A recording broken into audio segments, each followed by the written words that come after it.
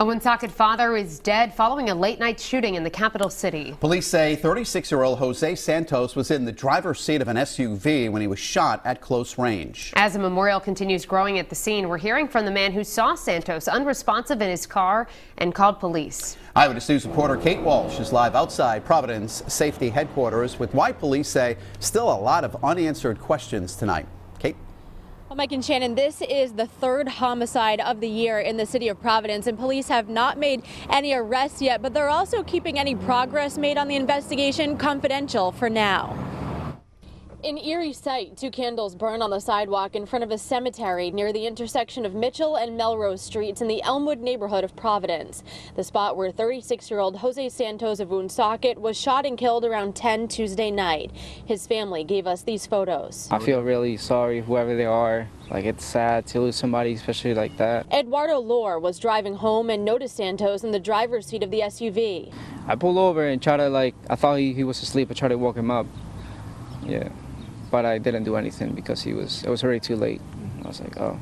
Providence Police Major David LePayton said they're making progress in the investigation, but no arrests have been made yet. At this point, we're canvassing the neighborhoods, and we're looking for video, not only there, but on all streets leading to that section. LePayton did not believe the shooting was gang-related based on Santos' age, but said the attack could have been targeted and that Santos was shot in close proximity. A lot of these shootings, for one reason or the other, are targeted either by the person or by the actions, so we don't know yet.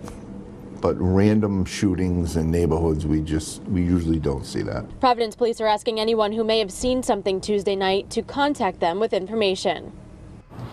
Just about 20 minutes ago, we returned to the scene of that deadly shooting where several more family and friends have gathered around the candles placed on the ground earlier today. New at 6 o'clock tonight, find out how they hope Jose Santos will be remembered. Live in Providence, I'm Kate Walsh, Eyewitness News. But first at 6, a local father is murdered while driving an SUV. As we first reported on Eyewitness News this morning, the deadly shooting happened at the intersection of Melrose and Mitchell Streets late last night. The victim has been identified as 36-year-old Jose Santos of Woonsocket, and now we're learning how friends and family say they'll remember him.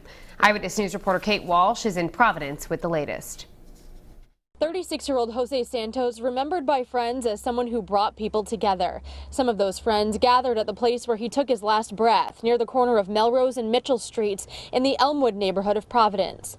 Santos' family said the Woonsocket man was a father of 3 young children. It was close quarters. Was shot. Providence Police Major David LePayton said around 10 Tuesday night, Santos was in the driver's seat of an SUV when he was shot either by someone walking up to his vehicle or driving close by. Major LePayton said police did have contact with Santos in the past. A friend who didn't want to be on camera wondered what Santos, who is from Woonsocket, was doing in Providence. We do know what he was doing up until a certain point, which we're not going to release.